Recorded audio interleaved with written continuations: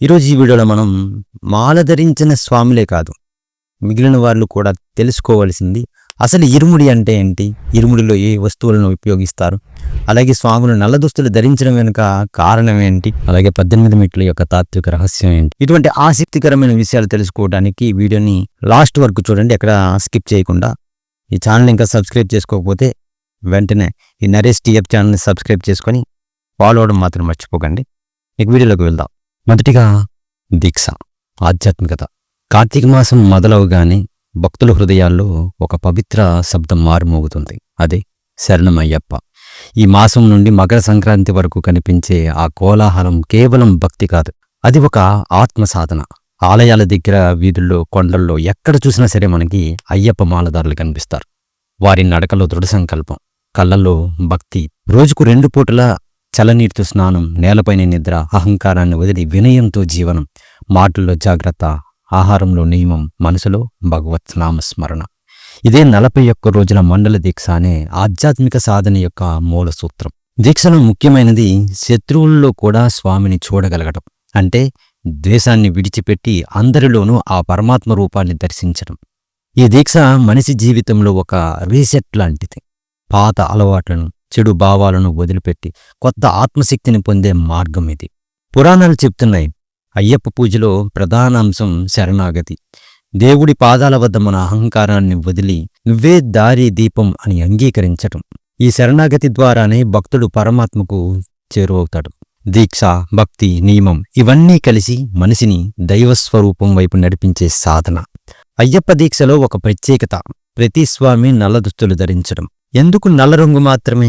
దాని వెనుకున్నటువంటి అంతరార్థం అద్భుతమైనది. నలుపు అన్నది ప్రకృతిలోని అన్ని రంగులను తనలో కలుపుకుంటుంది. అదేవిధంగా భక్తుడు కూడా అన్ని భిన్న భావాలను స్వీకరించగలగాలి. తమో గుణానికి ప్రతీకైనటువంటి నలుపు ఆత్మ నియంత్రణలో ఉంటే పరమాత్మతో విలీనమవుతుంది. అంటే మనం కోపం, కామం, అహంకారం వంటి తమో గుణాలను జయించగలిగితే మనలోని చీకటి క్రమంగా వెలుగులోకి మారుతుంది. ఇంకొక అర్థం, నలుపు వినయానికి చిహ్నం. నలుపు దుస్తులు మనకు గుర్తు చేస్తూ ఉంటాయి, నేను ఎవరూ కాదు, నేను అయ్యప్ప భక్తుడిని అని. అహంకారం, ఆస్తి, భోగాలన్నీ వదిలి సమానత్వాన్ని చూపే రంగు ఈ నలుపు రంగే. ఎందుకంటే అయ్యప్ప స్వామి ఆలయంలో జాతి, వర్గం, ధన దౌర్భాగ్యానికి స్థలం లేదు. అందరూ స్వామిలు, అందుకే అందరూ ఒకే రంగు నలుపు రంగు దుస్తులు ధరిస్తారు. పురాణాలలో కూడా అంతర్గత చీకటిని జయించే సాధన అని చెప్పబడింది. నలుపు మనలోని గర్వం, మదం, అసూయను ఆపి శాంతి, సమాధానం, సమర్పణల దారిని మనకు చూపిస్తుంది. ఈ రంగు ధరించిన భక్తుడు తనలోని తమోగుణాన్ని సమర్పించి ఆత్మశాంతి వైపు అడుగులు వేస్తాడు. ఇరుముడి వెనుకున్నటువంటి అంతరార్థం ఏంటి? మండల దీక్ష ముగిసిన తరువాత అయ్యప్ప స్వామిని దర్శించడానికి బయలుదేరే సమయంలో ప్రతి భక్తుడు తలపై ఇరుముడి కట్టుకుంటాడు. ఇరుముడి అంటే 2 ముడులు కలిపినది అని. ఆ 2 ముడులు కేవలం వస్తువులు కావు, అవి భక్తి మరియు శ్రద్ధ అనే 2 శక్తులు. ఇరుముడికి కట్టే తాడు ప్రణవం, అంటే ఓం అనే పరమశబ్దానికి సూచన. ఈ తాడు మన జీవితంలో దైవాన్ని అనుసంధానించే బంధం. ఇరుముడిలోని ఒక ముడిలో దేవుడికి సంబంధించినటువంటి వస్తువులుంటాయి, పూలు, అగరబత్తులు, నైవేద్యములు. ఇది మన సమర్పణ. మరొక ముడిలో నీళ్లు తీసిన కొబ్బరికాయలో ఆవు నెయ్యి నింపి ఉంచుతారు. ఆ నెయ్యి జీవాత్మ, ఆ కొబ్బరికాయ పరమాత్మ. ఆ రెండింటి కలయికే ఇరుముడి యొక్క ఆత్మార్థం. జీవాత్మ పరమాత్మలో విలీనం అవ్వడం. ఇరుముడితో స్వాములు 18 పవిత్ర మెట్లు ఎక్కుతారు. ఈ ప్రక్రియలో ప్రతి మెట్టు ఒక ఆత్మీయ పరీక్ష. ఇరుముడి తలపై పెట్టుకుని నడవటం అంటే మన అహంకారాన్ని కింద పెట్టి భక్తిని తలపై మోసుకోవటం. ఈ ఇరుముడి కేవలం సామాగ్రి కాదు, అది భక్తుడి ప్రయాణం, సమర్పణ, ఆత్మజ్ఞానం యొక్క సంకేతం. ఇరుముడి కట్టుకున్న భక్తుడు అయ్యప్ప ఆలయం చేరే వరకు ప్రతి అడుగులోనూ శరణం అయ్యప్ప అని నినదిస్తూ తనలోని మలినాలను శుద్ధి చేసుకుంటాడు.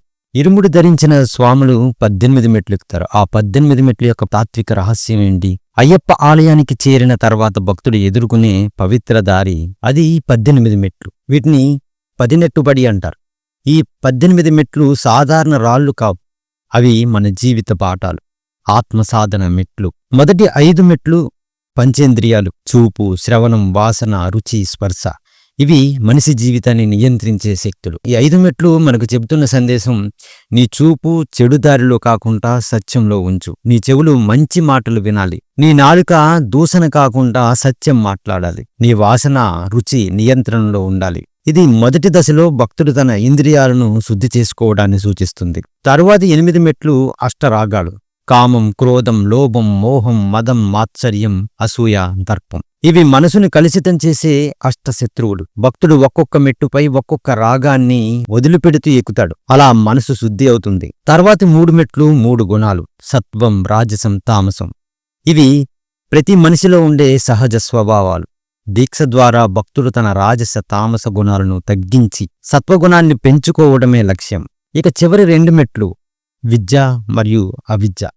జ్ఞానం పొందాలి అంటే అజ్ఞానాన్ని వదిలిపెట్టాలి. విద్య అంటే ఆత్మజ్ఞానం, అవిద్య అంటే అహంకారం, మోహం. ఈ 2 మెట్లు ఎక్కినప్పుడు భక్తుడు తన లోపల దైవాన్ని దర్శిస్తాడు. ఇలా ఒక్కో మెట్టుపై ఒక్కో మాయను వదిలిపెడుతూ భక్తుడు ఆత్మశుద్ధి సాధిస్తాడు.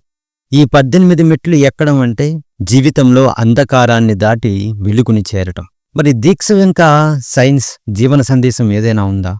ఖచ్చితంగా ఉంది. అయ్యప్ప దీక్ష కేవలం ఆధ్యాత్మికత కాదు, దానిలో ఉన్న సైన్స్ కూడా ఆశ్చర్యపరుస్తుంది మనల్ని. మన మెదడు ఒక కొత్త అలవాటును స్వీకరించడానికి కనీసం 21 నుంచి 41 రోజులు అవసరమని శాస్త్రవేత్తలు నిరూపించారు. అందుకే అయ్యప్ప దీక్ష 41 రోజుల పాటు కొనసాగుతుంది. మనకి ఆయుర్వేదంలో కూడా ఒక ఔషధాన్ని ఇచ్చినప్పుడు ఔషధం మనకి పనిచేయడానికి ఖచ్చితంగా మండలం రోజులు వాడమని చెప్తారు. అందుకోసమే ఈ సమయంలో భక్తుడు మద్యపానం, ధూమపానం, అసత్యం, కోపం వంటి చెడు అలవాట్లను విడిచిపెడతాడు. ప్రతి ఉదయం చల్లనీటితో స్నానం చేయటం, తక్కువ తినడం, నడక ఇవన్నీ శరీరాన్ని డిటాక్స్ చేస్తాయి.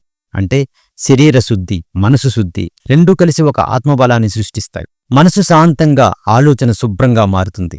దీక్ష ముగిసిన తరువాత కూడా ఆ నియమాలు మన జీవితంలో కొనసాగితేనే దాని అసలైన ఫలితం లభిస్తుంది. మాల విరమించిన వెంటనే పాత అలవాట్లకు తిరిగి వెళ్ళిపోతే ఆ 41 రోజులు కేవలం శారీరక శ్రమగానే మిగిలిపోతాయి. దీక్ష మనసులోని దుర్గుణాలను దూరం చేస్తుంది. మనసు దైవంతో ఒక్కటయ్యే స్థితికి తీసుకెళ్తుంది. భక్తితో, నియమంతో, సమర్పణతో జీవిస్తే మనలోని అయ్యప్ప స్వామి జాగృతమవుతాడు. తత్వమసి, నువ్వే ఆ దైవస్వరూపం. అయ్యప్ప దీక్ష అంటే అదే సందేశం. దైవం ఎక్కడో కొండల్లో కాదు, నీలోనే ఉన్నాడు. నువ్వు నీలోనే చీకటిని జయిస్తే అదే శబరిమల యాత్ర యొక్క అసలైన సార్థకం. స్వామి అయ్యే శరణమయ్యప్ప. ఈ వీడియో మీకు ఎలా అనిపించింది? వీడియో కనుక మీకు నచ్చితే స్వామి అయ్యే శరణమయ్యప్ప అని కింద కామెంట్ చేయండి. ఇటువంటి వీడియోస్ కోసం ఈ ఛానల్ని ఫాలో అవ్వడం మాత్రం మర్చిపోకండి. ఇంకా సబ్స్క్రైబ్ చేసుకోకపోతే ఈ నరేష్ టిఎఫ్ ఛానల్ని సబ్స్క్రైబ్ చేసుకొని ఫాలో అవ్వడం మాత్రం మర్చిపోకండి. ఈ వీడియోని ఎంతవరకు చూసినందుకు ధన్యవాదాలు. మరొక వీడియోతో మళ్ళీ కలుద్దాం. Stay tune.